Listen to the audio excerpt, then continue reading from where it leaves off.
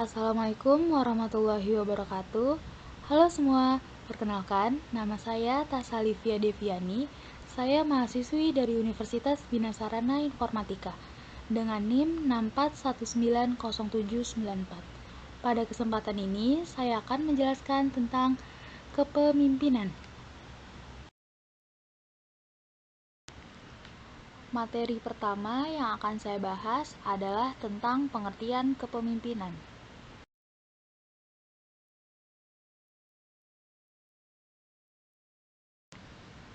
Pengertian kepemimpinan. Apa yang kalian ketahui tentang kepemimpinan? Kepemimpinan adalah sebuah kemampuan yang terdapat di dalam diri seseorang untuk bisa memengaruhi orang lain atau memandu pihak tertentu untuk mencapai tujuan. Pengertian kepemimpinan menurut para ahli. Yang pertama, menurut Wahjo Sumijo, kepemimpinan merupakan kemampuan dalam diri seseorang dan mencakup sifat-sifat, seperti kepribadian, kemampuan, dan kesanggupan. Kepemimpinan tidak dapat dipisahkan dari gaya, perilaku, dan kedudukan pemimpin bersangkutan dan interaksinya dengan para pengikut serta situasi. Yang kedua, menurut Sondang Pesiagian, kepemimpinan dapat diartikan sebagai kemampuan seseorang saat menjabat sebagai pimpinan organisasi tertentu dalam memengaruhi orang lain, khususnya bawahannya. Ini dilakukan supaya mereka mampu bertindak dan berpikir sesuai dengan arahan tertentu supaya tujuan dapat tercapai dengan mudah.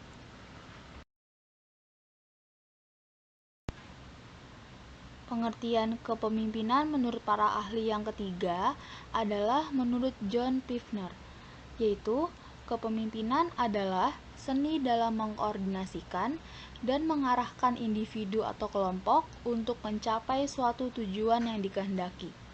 Yang keempat, menurut Toha, kepemimpinan merupakan aktivitas untuk mempengaruhi perilaku orang lain agar supaya mereka mau diarahkan untuk mencapai tujuan tertentu. Setelah membahas tentang pengertian kepemimpinan, sekarang kita akan membahas tentang teori kepemimpinan.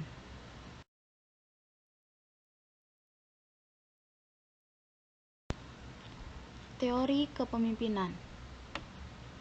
Teori kepemimpinan terbagi menjadi 3 bagian. Yang pertama, teori karakter. Teori karakter merupakan sebuah teori yang menitikberatkan karakter-karakter tertentu yang mampu menyukseskan kepemimpinannya. Contoh, seperti karakter fisik, inteligensi, ketegasan, dan sebagainya. Yang kedua, teori perilaku. Dalam teori perilaku, dijelaskan mengenai beberapa perilaku yang mencerminkan karakter pemimpin. Perilaku tersebut terbagi menjadi 2. Yang pertama adalah job center dan yang kedua adalah employee center. Yang ketiga, teori kepemimpinan situasional, yaitu teori yang dikembangkan oleh Hersey dan Blanchard ini memiliki titik berat pada kematangan para pengikut atau bawahan. Kesuksesan suatu tujuan bergantung pada matang atau tidaknya para bawahan. Maka dari itu, pemimpin diharapkan mampu menganalisis apakah para bawahannya sudah cukup matang atau belum. Setelah membahas tentang teori kepemimpinan, sekarang kita akan membahas tentang fungsi kepemimpinan.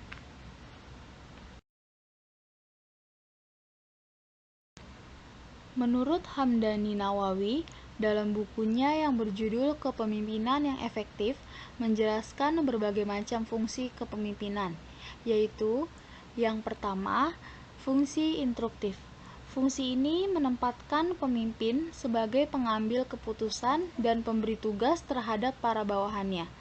Sementara itu, para bawahan bertugas untuk menjalankan segala instruksi yang diperintahkan oleh para pemimpin. Fungsi kedua yaitu konsultatif. Fungsi konsultatif sifatnya 2 arah. Bawahan dapat berkonsultasi pada pemimpin untuk mencari jalan terbaik dalam mencapai tujuan bersama.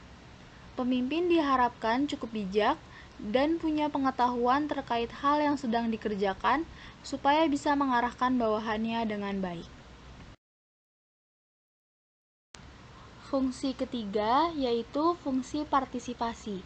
Dalam fungsi ini, pemimpin mampu mengaktifkan partisipasi para pesertanya sehingga mereka juga turut berpartisipasi dan berinisiatif dalam suatu proyek. Para bawahan tidak hanya sekedar menjalankan perintah saja. Fungsi yang keempat yaitu fungsi delegasi. Dalam fungsi delegasi, pemimpin mampu untuk mendelegasikan suatu wewenang kepada orang lain yang memang sesuai dengan tugas tersebut. Bukan hanya mampu memerintah saja, ia juga harus mampu untuk mengetahui tugas-tugas yang cocok didelegasikan kepada bawahannya. Fungsi yang terakhir yaitu fungsi pengendalian. Fungsi pengendalian berarti pemimpin mampu untuk mengendalikan segala aktivitas bawahannya agar efektif, bertugas untuk mencapai tujuan dan tidak keluar jalur. Dalam menjalankan fungsi ini, dibutuhkan pemimpin yang tegas dan juga pemimpin yang teliti dalam mengamati bawahannya.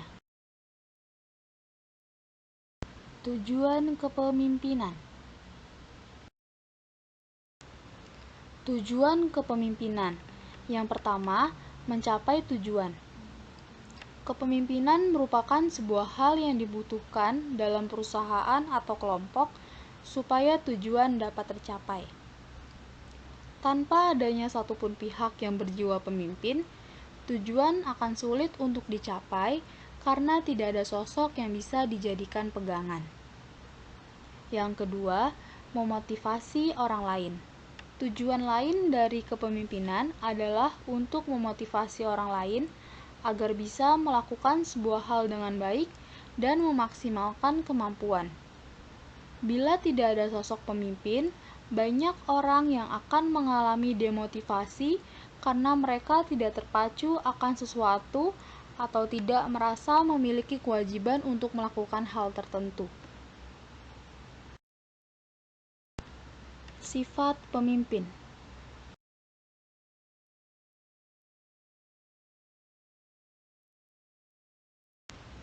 Sifat pemimpin. Yang pertama, memiliki pendirian yang teguh dan bersifat proaktif. Sebagai seorang pemimpin, Anda wajib untuk punya pendirian yang teguh. Pendirian yang kuat tidak akan membuat Anda mudah goyah dan juga membuat Anda konsisten dalam menjalankan sesuatu. Dan seorang pemimpin harus proaktif. Pemimpin tidak boleh pasif, karena apabila seorang pemimpin bersifat pasif, tujuan tidak akan kunjung tercapai. Bahkan, ini akan membuat bawahan tidak memiliki rasa hormat kepadanya. Sifat pemimpin yang kedua yaitu jujur dan komunikatif. Kejujuran merupakan hal yang mutlak harus dimiliki oleh seorang pemimpin. Sosok yang jujur adalah sosok yang dapat diandalkan dalam berbagai hal dan tidak akan menggagalkan suatu tujuan hanya untuk kepentingan pribadinya. Dan seorang pemimpin harus komunikatif, artinya pemimpin mampu menyampaikan berbagai hal dengan jelas dan tidak menimbulkan kesalahpahaman. Sifat yang ketiga yaitu terbuka terhadap pendapat. Seorang pemimpin boleh menjadi cerdas, tetapi percuma apabila mereka tidak terbuka terhadap ilmu dan juga pendapat baru. Seorang pemimpin wajib terbuka terhadap setiap pendapat yang ada dan tidak boleh menutup diri.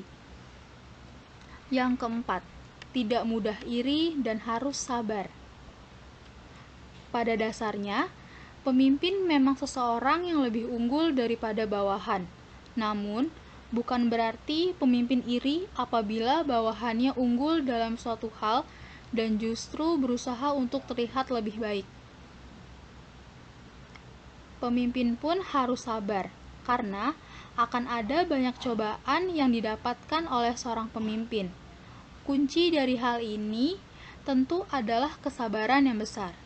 Tanpa adanya kesabaran, bagaimana mungkin pemimpin bisa menyelesaikan suatu masalah dengan kepala dingin?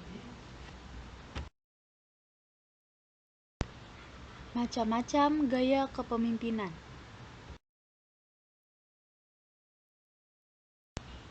Macam-macam gaya kepemimpinan. Yang pertama, kepemimpinan otokratis. Pemimpin dengan kepemimpinan otokratis merupakan pemimpin yang dominan dalam berbagai tindakan dan juga keputusan yang diambil. Yang kedua, kepemimpinan birokrasi. Kepemimpinan birokrasi biasa diterapkan dalam kantor pemerintahan atau perusahaan besar yang sudah memiliki budaya kuat mengakar sejak lama. Gaya kepemimpinan birokrasi mengatur berbagai macam hal secara sistematis.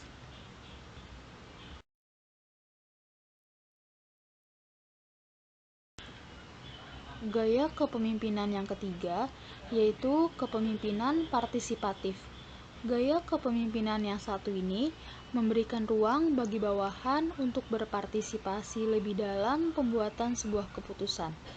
Pendapat bawahan didengarkan tentu bila memberikan pandangan baru dan sesuai dengan tujuan yang ingin dicapai. Gaya kepemimpinan yang keempat yaitu kepemimpinan delegatif. Pada gaya kepemimpinan delegatif, para bawahan diberikan kebebasan oleh para pemimpin. Maka dari itu, bawahan punya ruang untuk melakukan hal-hal sesuai dengan keyakinan mereka dan mampu mengambil keputusan sendiri.